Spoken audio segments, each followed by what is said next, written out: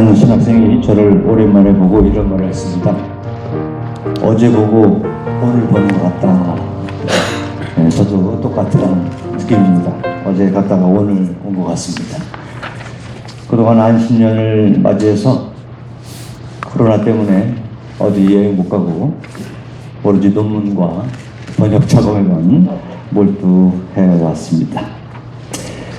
제 논문의 주제에서 알 수 있듯이 저는 교회 역사 안에서 전염병을 어떻게 이해했는지, 그리고 전염병이 교회 삶에 어떤 영향을 미쳤는지, 그리고 교회는 어떻게 그 위기를 극복했는지를 고찰해 보았습니다.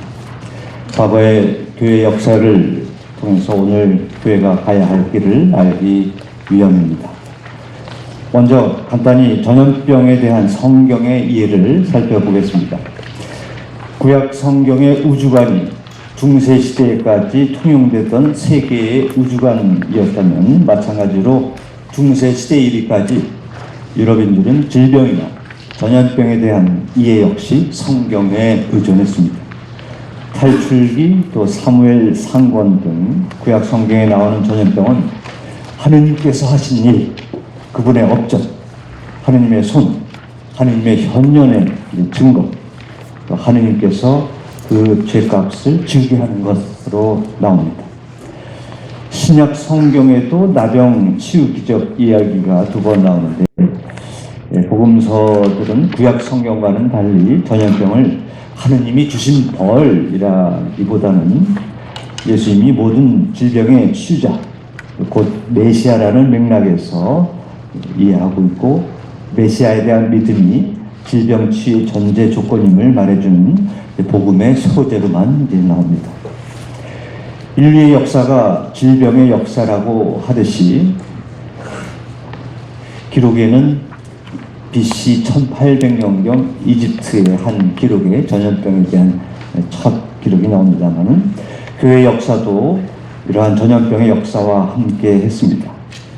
교회 역사 초기 서기 65년과 165년에서 180년, 241년에서 266년에 미지의 악성 전염병이 로마 제국에 발생했습니다.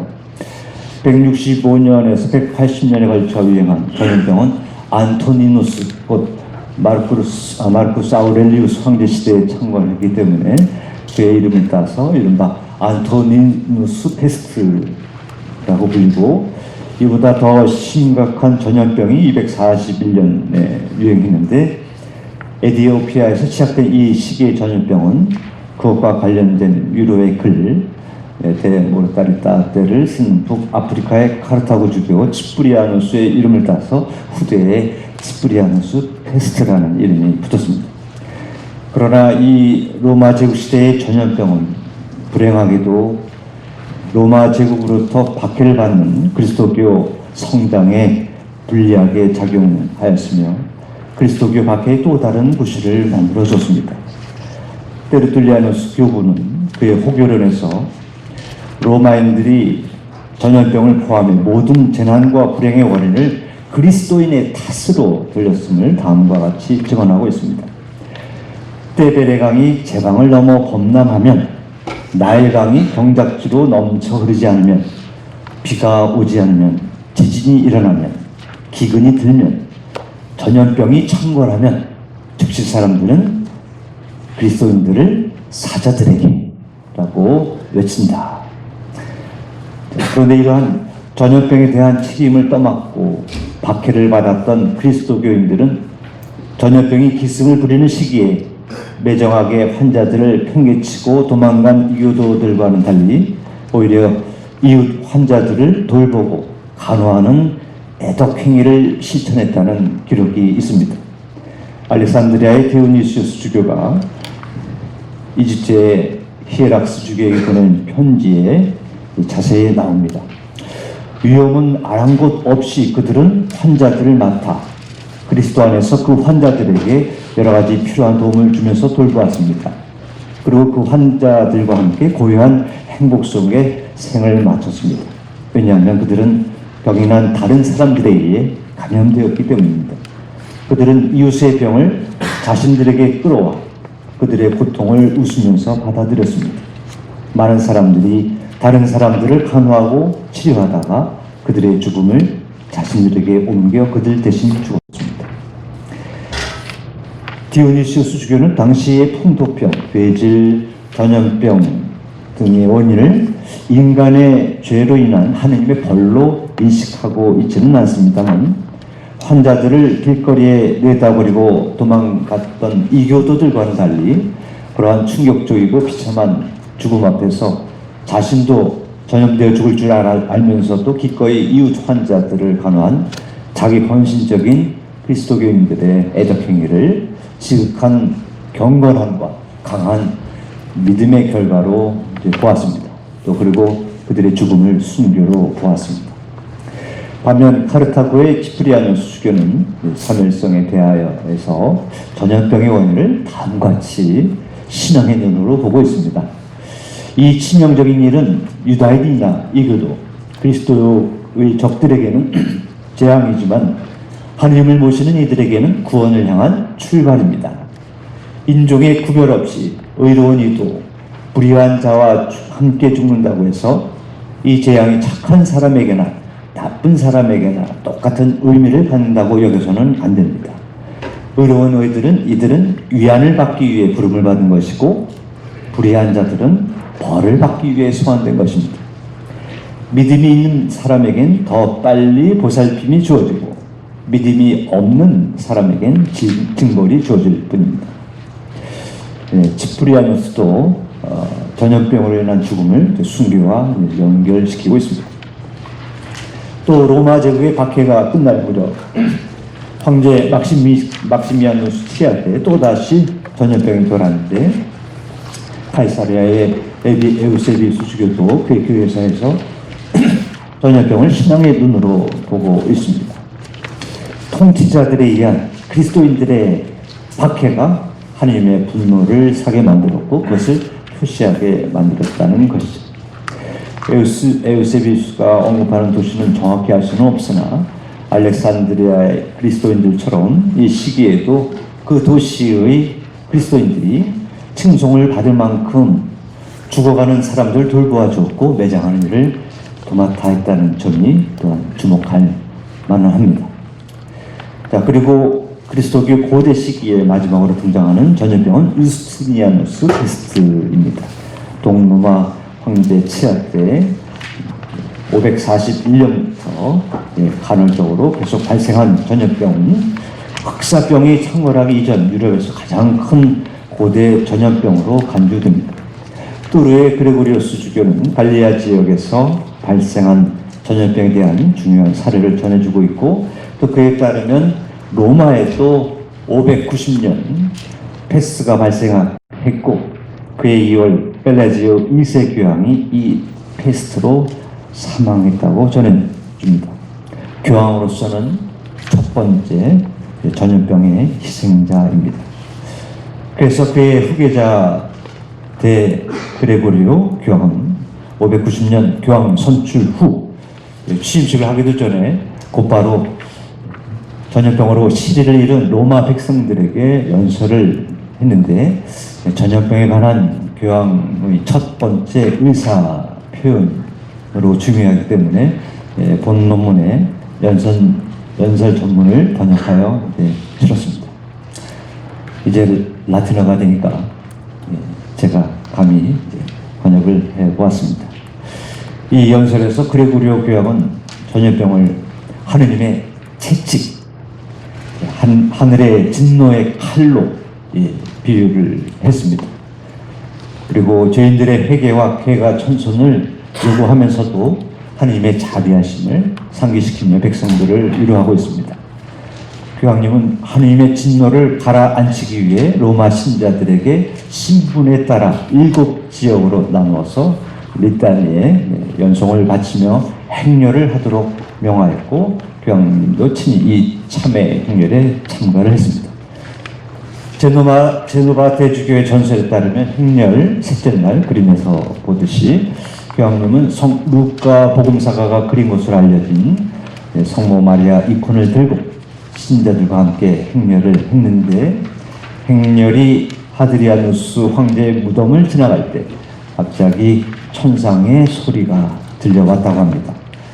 하늘의 모님 기뻐하소서 할렐루야. 태중에 모시던 아버님께서 할렐루야. 말씀하신 대로 부활하시나이다 할렐루야. 여러분들이 지금 바치는 부활 3종 기도죠. 교황님은 놀라하면서 오라 프로 노비스 로가무스 할렐루야. 청하오니 저희를 위하여 빌어주소서라고 대답했다고 합니다. 이것이 우리가 지금 부활 시기에 바치는 3종 기도의 기원이 되는지는 확실치는 않습니다만, 어떻든 이때 사람들은 동시에 성벽 위에 성 미카엘이 나타나서 천사가 손에 들었던 검을 칼집에 다시 집어넣는 광경을 보았습니다. 이것은 성모님의 청원으로 시민들에게 내려졌던 하느님의 노하심을 거두신다는 것을 뜻했습니다. 그렇게까지도 극성을 부렸던 전염병은 그날 끝났다고 합니다.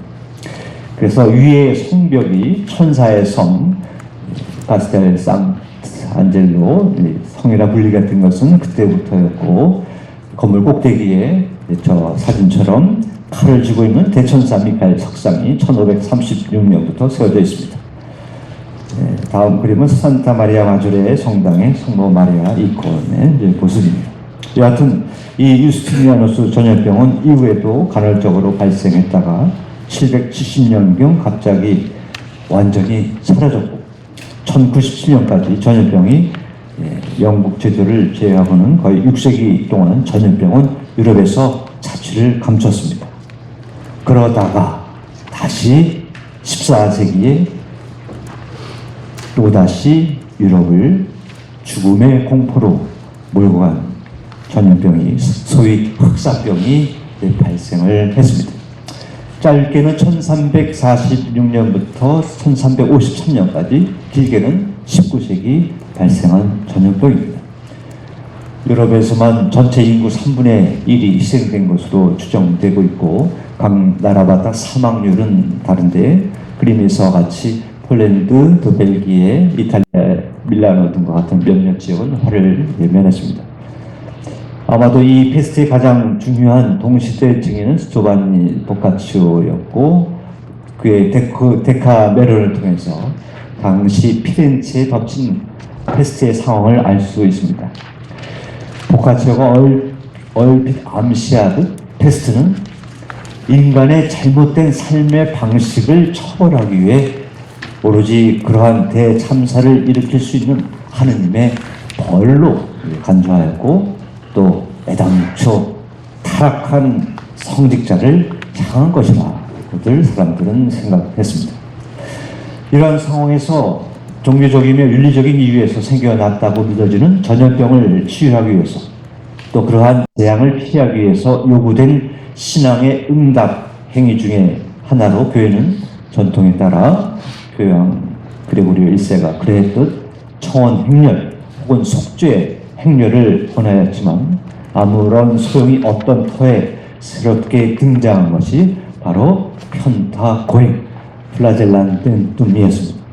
개인적으로든 단체로든 이 편타 고행은 다가오는 페스트에 직면한 심리적인 공포와 허약한 신앙심의 표현이었고, 신자들은 이러한 광적인 편타 고행을 더 선호하게 되었습니다.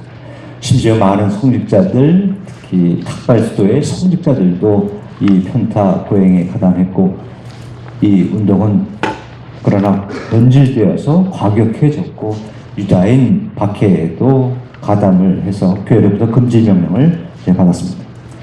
반면 페스트가 24페이지입니다.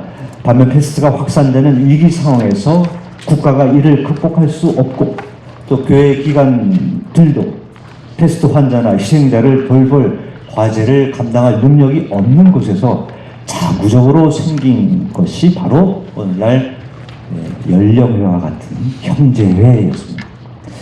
환자 간호, 또 장례, 또 고아 매장 포함을 해서 또 고아 보호를 임무로 형제회가 자발적으로 결성되었는데, 1348년 오스트리아 잘츠부르크에서 처음 설립되었고, 또 이어서 독일, 또 이탈리아에서는 이제 자비회라는 이름, 또 이러한 단체가 서로 독립적으로 활동하고 제 지역에 제한됐다면 알렉시오회는 네덜란드와 독일에 널리 퍼졌습니다. 백인회, 베가르드회도 당시에 병자간호와 때때로 장례에도 헌신했습니다. 또한 사람들은 패스트에 대한 공포로 미신과 점성술에 의지했습니다. 최근 개신교 모교회에서 지급된 코로나에 감염되지 않는다는 안티코로나 바이러스 카드와 마찬가지로 당시 사람들은 미사에 참석하는 것보다 액마기, 목걸이나 그림에서 보던 부적 같은 이른바 패스트 부적을 몸에 지니고 다녔습니다. 그리고 패스트 시대의 공포는 조형 예술에서도 표현이 되는데 당시 이탈리아 화가들은 그리스도의 순환, 지옥의 고통, 최후 심판, 벌을 내리시고 화내시는 하느님을 주제로 그림을 그렸습니다. 그 중에서도 죽음에 대한 사람들의 공포심은 이른바 죽음의 무도, 토텐 탄츠라는 그림에서 가장 분명히 나타납니다. 자, 그림에서 보듯이 저렇게 해골로 표현되는 저승사자가 시체들, 또 혹은 교황, 황제, 국왕, 어린이 등 살아있는 이들을 덩실덩실 춤을 추면서 끌고 가는 그림입니다.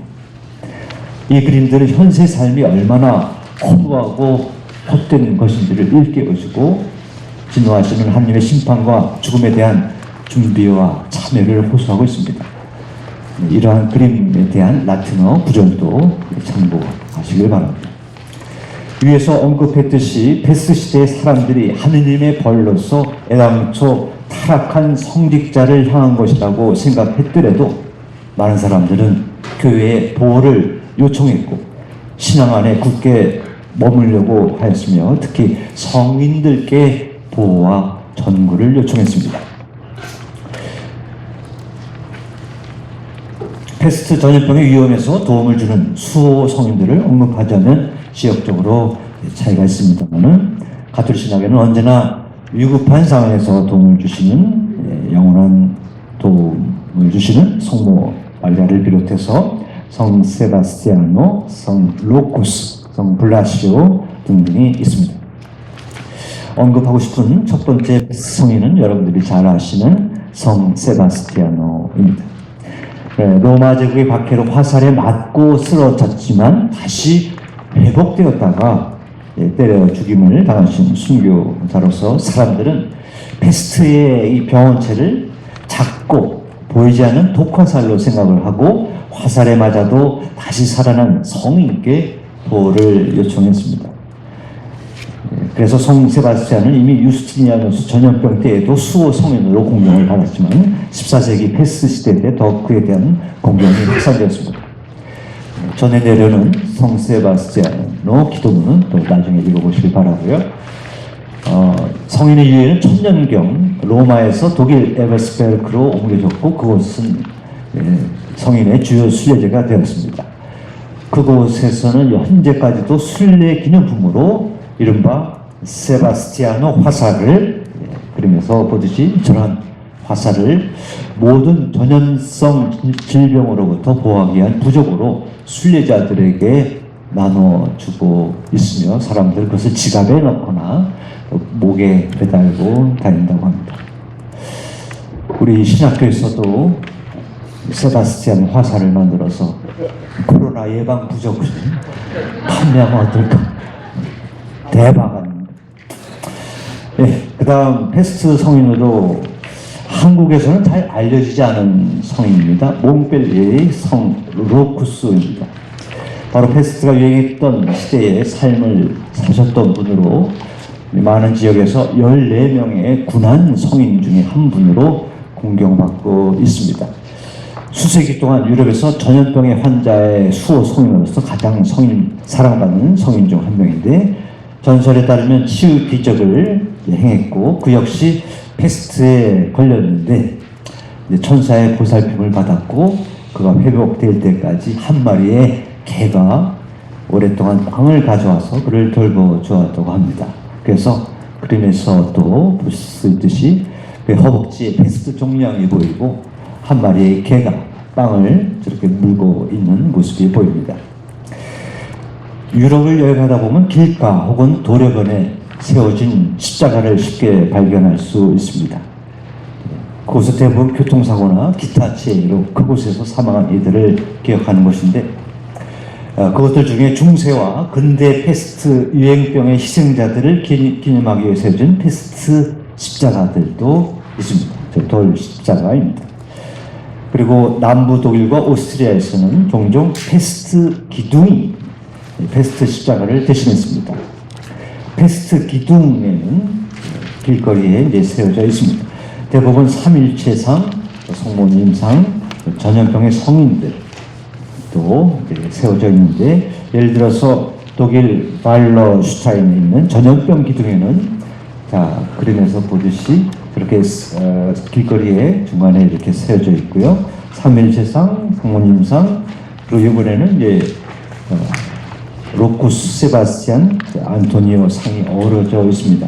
저 비문을 이렇게 보게 되었습니다. 가까이 제가 카메라로 이렇게 사진을 이렇게 당겨 봤는데, 라틴어로 이렇게 재밌는 얘기가 나옵니다. Hiccanis invigilat defendunt terra medentur lilia, sic prosunt lilia della canis. 여기서 개는 지키고 화살은 방어하고 백합은 치유한다. 그리고 백합과 화살은 과 개는 도움을 주소서라는 그런 어떤 글인데, 상징적으로 개는 아까 말씀드렸듯이 로쿠스 성인, 화살은 세바스티안 성인, 또 백합은 파두바의 성 안토니오를 뜻합니다. 물론 이러한 패스트 십자가와 패스트 기둥은 패스트 창궐했던 당시에는 만들 수 없었을 것이고, 패스트 유행이 지나간 이후 살아남은 이들이 희생자들을 기념하고 또 우리나라의 장성과 같이 마을과 도시를 패스트 전염병에서 지켜주는 수호신 역할을 하도록 만든 것들입니다. 33페이지입니다. 논문을 집필했던 지난 3월, 현재 2021년 3월 전 세계적으로 260만 명이 코로나19로 전염이 되었는데, 그 중에는 가톨릭 사망을 했던 분도 많이 계시죠. 그 가톨릭 성직자도 포함이 되어 있고, 이제 사진에서 보시듯이 우리 주교님도 이제 함께 우리 학교에 오셨던 볼리비아 교구장 스카르펠리니 주교님도 이제 선정하셨습니다. 김희태 주님께서 그분의 선정을 이제 슬퍼하면서 글을 쓴 적이 있는데요. 우리의 시선을 14세기로 돌린다면 패스트 시대에 얼마나 많은 성직자가 희생되었을까. 동시대의 연대기 저자들의 수는 많지 않고 각 교구의 통계 자료를 찾아보고 모으는 것도 이제 쉽지 않아서 정확한 수를 가늠할 수는 없습니다만은, 비교적 사료가 많은 영국 교구의 경우 각 교구마다 성직자 사망률은 다르고, 교구마다 34에서 57%의 신부들이 패스트로 사망을 했습니다. 일반적으로 이 의사들과 성직자들이 이러한 패스트의 전염 위험에 가장 노출된 사람이라는 것은 자명하죠. 그래서 이러한 연유에서 35페이지입니다. 그림에서 보듯이 의사들의 기이한 복장이 유래되었습니다. 자, 그림을 이렇게 바꿔주시겠습니다. 이러한 소위 패스트 의사, 온 세계에 불의를 한 의사 복장은 1619년에 발명이 됐습니다만 일종의 패스트 보호 장비죠. 의사가 손에 들고 있는 나무 지팡이는 환자의 생사 여부를 확인하는 도구였고, 또 환자의 요청에 따라 의사가 현타 고행을 대신해주는 그런 도구이기도 했습니다. 또한 신부들이 장례미사 중에 이미 전염병에 감염되어 있을 수 있는 고인의 친척들과 접촉했기 때문에 특히 자신도 전염병에 감염될 위험에 처해 있었습니다. 그래서 당시 일선 본당 신부들과 보좌 신부들의 사망률이 주교님들의 사망률보다 더 높은 것이 그러한 이유였습니다. 그러나 사목 활동 중에 패스트로 사망한 신부들이 많았던 반면 패스트에 대한 두려움 때문에 환자의 고해를 듣지 않고 또 이들에게 병자 성사도 베풀지 않고 사목지를 떠난 신부들도 많았다고 합니다. 몇몇 연대기 작가의 보도에 의하면 패스트 사망자의 장례는 신부 없이 이루어졌는데 신부들이 장례식을 거부했기 때문이죠. 또한 사목지를 떠난 신부들 대신으로 용기 있는 몇몇 수도자들이 사목을 맡은 적도 있습니다. 신부들이 단순히 패스트에 전염되는 것을 두려워해서 사목지를 떠나기도 했지만 금전 문제도 있었습니다. 많은 신부들은 성사를 베풀 때 돈을 내도록 했고 더 높은 급여를 요구했습니다. 그래서 다른 곳에 더 수익이 많은 전망이 보이면 자신의 사목지를 떠납니다. 물론 새로운 자리는 패스트로 사망한 본당 신부가 없는 그러한 공석이 된 본당이죠. 그보다 더 우리에게 놀라운 것은 신부들의 사직률입니다. 예를 들어 영국 더비셔 교구에는 패스트가 발생했을 때 99개 본당이 공석이 되었는데 77개 본당은 신부들의 사망으로 인해서 공석이 되었고 22개의 본당은 신부들의 사직 때문이었다는 거죠. 패스트의 감염의 위험을 감수하는 것이 더 이상 가치가 없다고 판단하기 때문입니다. 37페이지 이번엔 수도자들의 경우 수도의 신부의 패스트 사망률에 대한 동시대 사료는 교구 신부들에 대한 사료보다 더 많이 전해져 내려오고 있습니다. 물론 교구 신부들보다는 적은 사망률을 보이지만 수도에 역시 패스트로 인해서 많은 피해를 입었습니다. 수도원장마저 사망을 유명한 분들입니다. 사망을 했고요. 또 수도의 신부들이 패스트에 전염될 위험은 수도회마다 또 차이가 났다는 거죠. 프란시스코회나 아우구스티노회와 같은 탁발 수도회 회원들과는 반면 대부분 봉쇄 수도원은 주위 세계가 떨어져 있기 때문에 패스트의 전염을 모면할 수가 있었습니다. 물론 주교들과 다른 고위 성직자들도 패스트 전염병을 피해갈 수는 없었죠.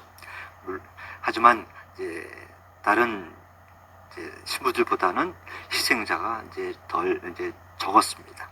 우연이기보다는 여러 가지 이유가 있었는데 주교님들의 보통 일상은 본당 신부들보다 패스트 위험에 덜 노출되었기 때문이고 또 평소 직무 수행에서 낯선 사람이나 전염병 환자와 밀접한 접촉을 할 필요가 없었기 때문이고 또 영국 몇몇 주교들의 경우 자신의 임지를 떠나서 패스트 감염을 피해서 여행을 가거나 또 자신의 별장에 머물렀던 그런 경우가 있었기 때문입니다. 그렇다고 모든 주교들이 자신의 임무 수행에 소홀히 했다는 것은 아닙니다. 이탈리아의 시칠리아의 카타니아 주교 제랄두스 오도니스는 직접 병자 성사를 준 후 사망한 경우입니다. 패스트가 창궐할 당시 주교님들은 오늘날 생각을 할 수 없는 일이지만 패스트를 물리치기 위한 방법으로 기원미사와 행렬을 지시합니다. 독일 에어푸트 교구의 경우는 대부분 환자들이 병자 성사를 받지 못하고 죽었기 때문에 추가적으로 대사를 반포하기도 했고 또 런던 교구 주교는 공동 묘지의 부족을 해결하기 위해서 땅을 사서 그 위에 수도원을 세웠고 수도자들은 특히 패스트로 죽은 사람들을 매장하는 일에 전념해야 했습니다. 놀라운 만한 그런 사실을 이번에 알게 되었는데 영국 베스와 웨일스 교구의 경우 패스트 환자와 패스트 위험에 처한 사람들에게 죽음에 직면해서 자신의 죄를 고백하는 방법을 신부들이 신자들에게 가르치도록 하였다는 것이죠. 곧 의학할수가 없는 경우 평신도에게 고해를 해야 하고 필요한 경우 여신도에게도 여자 신자에게도 가능하다는 것이죠. 심지어 영국 그 주교는 자신의 교구민들에게 병자 성사를 서로 주도록 합니다. 이는 박해 시기에 추방령으로 고해 사제가 없는 상황에서 통회 기도, 콘트레시앙 오라시오를 바치면 죄 용서를 베풀어준 일본 교회 역사를 떠올리게 합니다. 작년 이찬희 신부님의 석사 논문을 참조하십시오. 자, 그 다음에 그 교황 클레멘스 6세로 갑니다. 41페이지입니다. 1348년 유럽의 페스트가 창궐한 때는 아비뇽 교황청에 머물렀던 교황 클레멘스 6세의 재위 기간과 맞물립니다. 아비뇽 교황청의 추기경들도 페스트로 사망했을 뿐만 아니라 교황청 직원들도 많이 희생되었습니다. 다행히 교황님은 전염병 피해를 면했는데 이 단락에서는 교황님이 하신 일 중에 희년 선포와 유다인 박해 금지 직서만을 간단히 다루기로 합니다. 페스트가 여전히 유럽의 많은 지역에서 맹위를 떠칠 때 클레멘스 6세 교황은 1350년을 희년으로 선포합니다. 1348년에 페스트가 이제 창궐을 한 2년 후가 되는 거죠. 원래 이 희년 반포는 보니파시오 8세로 소급이 됩니다. 1300년부터 이제 희년이 선포가 되는데 보니파시오 8세는 그리스도의 탄생 100주년마다 많은 은사와 대사를 받기 위해 로마 베드로 대성당의 순례를 와야 하고 이후 기념일은 100년마다 희년으로 지내야 한다고 결정하였습니다. 하지만 클레멘스 6세는 그 간격을 50년으로 좁혀서 1350년을 희년으로 지내려고 한 것이죠. 그의 직서 우니제니투스 데 필리우스는 희년과 관련된 직서입니다. 물론 1343년, 즉 페스트가 발병하기 전에 반포가 됩니다. 사실 교황이 희년을 100년이 아니라 50년마다 기념하려는 의도에 배우는 로마인들의 정언이 있었는데 이 직서는 대사 초기 역사의 가장 중요한 문헌으로 대사의 교리적 기초를 제시합니다. 댄징거에는 내용의 일부분만 소개되어 있는데 본 논문 부록 1에는 직서점을 번역해 놓았습니다. 대사와 관련해서는 나중에 더 자세히 살펴보시길 바라고요. 여하튼 클레멘스 6세 교황이 1348년 페스트의 감염 위험에 대해 충분히 알고 있었을 것이고 적어도 1350년 전에 희년 연기나 취소를 지시했다면 로마 순례자들이 전염병을 퍼뜨리고 특히 전염병의 위험에 노출되는 것을 막을 수 있을 것인데 결국 1350년 희년은 수많은 순례자들의 유입과 로마시의 상당한 수입으로 큰 어려움 없이 거행될 수 있었다고는 하지만 로마 순례자들이 순례 여행 중에 사망한 것으로 널리 알려져 있고 게다가 귀로 중에 순례자들이 새로운 전염병을 유행시켰다는 그런 의견들도 있습니다. 한편 클레멘스 6세 교황이 긍정적인 평가를 받는 일 중에 하나는 주민들 사이의 분위기와는 달리 유다인을 옹호하고 편타고행의 집단 히스테리를 중지하도록 한 것인데 당시 유다인들은 고리대금업과 같은 금융업 때문에 그리고 금융과 관련된 고위 성직자들로부터 보호를 받고 있었기 때문에 사람들에게 미움을 많이 받았습니다. 게다가 유다인들의 청결한 생활 습관이 그들을 페스트 감염의 위험에서 벗어나도록 했고 그 결과 다른 주민들보다 사망률이 적었기 때문에 유대인들이 페스트 유행 당시 우물에 독을 타서 페스트를 유행시킨 범인으로 몰리게 됩니다. 페스트 전염병의 원인을 설명할 수 있는 가장 이상적인 제물이 되었죠. 결국 클레멘스 6세는 1348년 건비스 벨비디암 유데오rum이라는 유대인 박해 금지 직서를 반포합니다. 직서 본문은 부록 2에 번역되어 있습니다.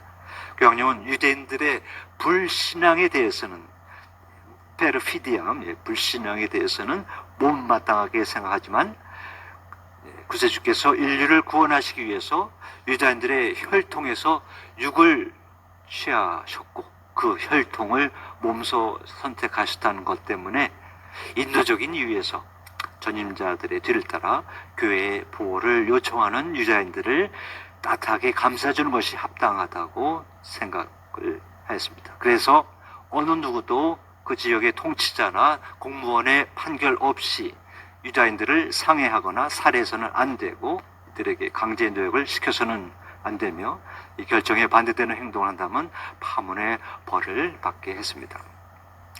이 페스트의 원인을 그리스도교 백성의 죄에 대한 하느님의 분노로 이제 설명을 하고 계시죠. 유대인들이 우물에 독을 타서 집어넣은 것이 아니고 그들도 페스트의 희생자라고 변호하고 있습니다.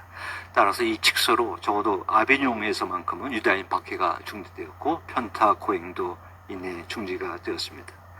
그래서 그 다음 45페이지로 넘어갑니다. 흑사병이 물러간 이후 교회는 흑사병으로 사망한 수도의 신부님들, 교구 신부들의 공백을 메꾸는 것을 첫 번째 과제로 삼아야 했습니다. 이 과제를 해결하기 위해서는 두 가지 방법이 있는데, 첫 번째는 최대한 빨리 지원자를 모집하되 필요에 따라 지원 규정을 완화시키는 방법이고, 두 번째는 흑사병의 원인으로 생각된 성직자의 폐해를 없애기 위해서는 새로운 성직자의 선발을 더 엄격하게 처리하자는 것이었죠. 하지만 대부분의 장상들은 보통 첫 번째 방법을 택했습니다. 그래서 시토의 경우 지원자의 수련 기간을 없애고 수련 기간 내에 서원을 하도록 한 경우, 또 아우구스티노에처럼 수련자의 최저 연령을 14살에서 11살로 줄이기도 했습니다. 또 교구에서는 영국 노리치 교구의 경우 교회법에 당시 교회법에 명시되어 있는 연령 23살보다 2살 낮은 21살의 서품을 주도록 요청을 한 경우도 있고, 또 영국 엑스터 교구와 아마 교구에서도 교회법상 서품을 받아서는 안 되는 서자 혹은 혼외자나 다른 이들에게도 교황의 동의로 특별 면제를 베풀 수 있었습니다. 그리고 낮은 소품들은 자주 건너뛰었다는 것이죠. 또 라틴어에 대한 지식은 소품을 받기 위한 절대적인 필요 조건이었습니다마는 이제는 라틴어를 몰라도 다른 조건을 충족시킨 사람에게는 서품을 허락할 정도였습니다. 그래서 영국 레스터 교구의 경우 부인을 잃은 흑사병으로 부인을 잃은 호라비들도 사제 서품을 받았는데, 어떻게든 라틴어는 읽을 수 있었지만 읽은 내용을 이해할 수 없었다고 합니다. 심지어 영국 베스와 웨일스 교구의 경우 부인의 승인하에 기혼자도 신부가 될 수 있었다는 것입니다. 결국 페스트가 지나간 후에 30년이 지나서야 유럽 교구 사제들의 수는 이전과 같아지게 됩니다. 수도의 신부들이 고수익 성직록을 얻을 수 있는 교구로 넘어가기 때문에 수도의 신부의 수는 14세기 전반의 수준에 못 미치게 되었습니다. 하지만 트렌토 공의회가 사제 양성 교령 반포를 하기까지 신부들의 도덕성, 또 교육 수준은 계속해서 개혁 과제로 남게 되었습니다. 자, 48페이지입니다. 이제 근대 교회사로 이제 넘어갑니다. 1348년 대흑사병 이후에도 그림에서 이제 보듯이 지속적으로 이 여러 가지 전염병이 전 세계에 유행이 됩니다. 15세기, 16세기, 17세기, 18세기, 19세기, 20세기 계속 되는데, 특히 1618년과 1648년 사이에 있었던 30년 전과 그 수십 년 동안 공포의 대상인 흑사병이 다시 유럽 사람들을 떨게 했을 때, 그때야 비로소 이제 국가 차원에서 또 교회 차원에서 이와 관련된 지침들이 많이 나오게 되었습니다. 그 중에 하나가 짤스부르크 대주교, 제후주교 막시밀리안 주교의 전염병 대응 지침이 이제 나오게 됐는데, 1680년에 이제 나온 지침입니다. 제가 다 말씀을 드릴 수는 없고, 이제 우선 착한 이 지침은 또 신부들, 또 본당 신부, 보좌 신부들에게 일반적인 일반적인 권고를 제시하는데, 그들은 착한 목자로서 최고 목자이신 주님의 말씀과 본보기를 따라 그들의 목숨을 바쳐야 할 의무가 있고, 전염병으로 고통받고 있는 사람들에 대한 사목적 봉사를 위해서는 상주 의무를 상기시키고 있습니다. 이어서 여러 가지 신부들도 영적 준비를 해야 하는데, 은총의 상태에 있어야 되고, 고해 기도, 또 금전 관계 등등 정리해야 되는데, 왜냐? 신부도 죽을 수 있기 때문이죠.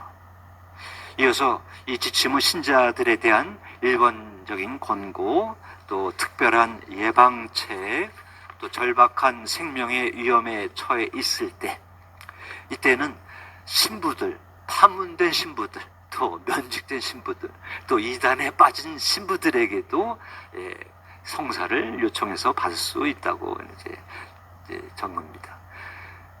사목자는 자신의 생명에 위험이 있을 때에도 성사를 집행을 해야 할 의무가 있다고 상기시키고, 세례성사, 또 고해성사, 환자 영성체, 또 종부성사, 옛날에 종부성사로 했죠. 영성체 방법, 여러 가지 방법들. 또 혼인성사는 또 재밌습니다. 상호 서면으로 혼인 서약하고 본당 신부가 이 문서를 수령하는 것도 성사로 간주를 한다라는 것이고요. 자, 이 지침서는 성모님 바치는 안티폰 교송으로 끝을 맺습니다. 오 비시마 스텔라 마리스 인페스테 스쿠레 노비스 스쿠레 노비스. 오 아주 자비로우신 바다의 별이시여, 페스트에서 우리를 도와주소서. 오늘날 코로나 기도문을 만든다면은 인 코로나에서 우리를 도와주소서라고 바뀌어지겠죠. 이 지침서의 마지막에는 의례와 관련된 부록이 실려 있습니다. 예방 지침, 또 환자 방문 때 지침 등도 있고요.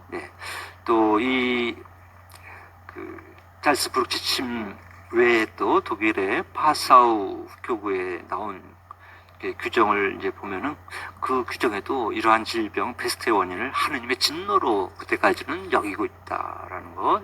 그 다음에 이 규정에는 지정된 축일에 미사는 기상 조건이 허락할 때 미사를 드리기 위해서 적합하게 꾸며진 성당 밖, 즉 야외 공공장소에서 드려야 한다라는 지침을 내리고, 또 고해성사도 야외에서 집행하라. 물론 이 지침서들에는 아예 행렬에 대한 언급은 없습니다. 자, 그건 슬쩍 넘어갔습니다. 결론 57페이지를 보시면은, 그동안 교회 역사 안에서 전염병은 근대에 이르기까지 인간의 죄에 대한 하느님의 벌, 하느님의 채찍, 하느님의 분노의 칼로 이해되었고, 교회는 이에 대한 신앙의 응답으로 신자들에게 참회와 또 성인들께 전구기도, 행렬과 순례, 자선 등을 권했습니다. 다행히 17세기에 이르러 교회는 짤스부룩 교구처럼 전염병을 신앙의 대상만이 아닌 예방의학의 대상으로 생각하면서 전염병 감염 위험에 적극적으로 대처하게 되었습니다. 이제는 교황 총립 생명학술원이 언급하듯 신성 모독에 따른 하느님의 거룩한 응징이라고 끼워 맞추려는 얄팍한 계획을 쫓아서는 지금 인류가 겪고 있는 고통을 해석할 수 없는 시대가 온 것 같습니다. 프란시스코 교황의 직서 모든 형제들에게도 34항에 코로나19 전염병과 같은 전 세계적 재앙은 이제 더 이상 하느님께서 내리시는 일종의 징벌이 아니다라는 것이죠. 그렇다면 전염병이 하느님께서 내리시는 징벌이 아니라는 것을 알았다면, 교회는 과거 역사를 거울로 현재 전염병의 위기를 어떻게 극복해야 할 것인가?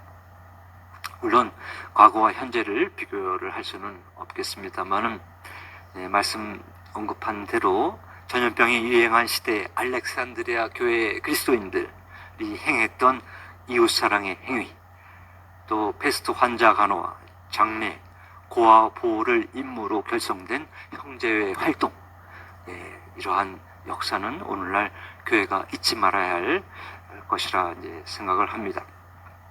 교황 회칙 모든 형제들이 언급했듯이 이제 이 코로나와 같은 이런 세계적 비극은 우리가 모두 같은 배를 타고 항해하는 사람들이라는 인식을 불러일으켜 줬습니다.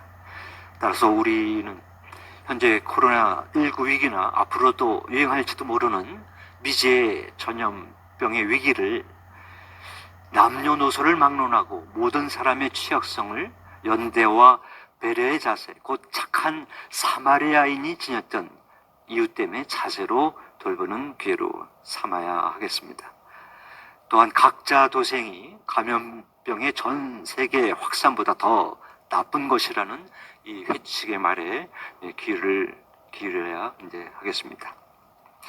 그리고 우리 신학생들 뿐만 아니라 우리 사목자들, 이러한 시대에 착한 목자로서 최고 목자이신 주님의 말씀과 본보기를 따라 그들의 목숨을 바쳐야 할 의무는 이러한 시대에 더욱 상기해야 할 사제의 의무라고 생각을 합니다. 이상 마치겠습니다. 감사합니다.